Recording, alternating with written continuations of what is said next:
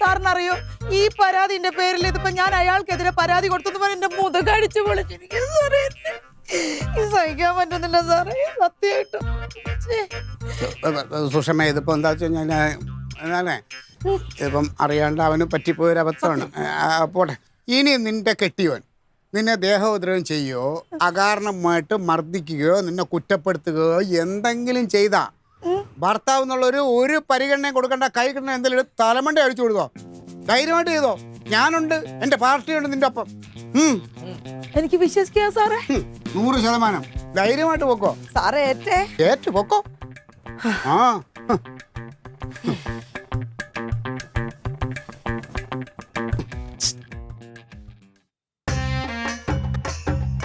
എന്താ പറഞ്ഞേ? എന്ത് അനാവശ്യമായിട്ട് കുറ്റപ്പെടുത്തുകയോ വഴക്കുറയോ ചെയ്ത ആക്രമിക്കാൻ ഭർത്താവാൻ നോക്കണ്ട. കൈ കിട്ടുന്ന തലക്കിടിച്ചോളാൻ ബാ. അത് വേണു. നമുക്ക് ഇച്ചിരി കണക്കും കാര്യങ്ങളൊക്കെ പറഞ്ഞിരിക്കാം. ബാ ബാ ബാ ബാ ബാ.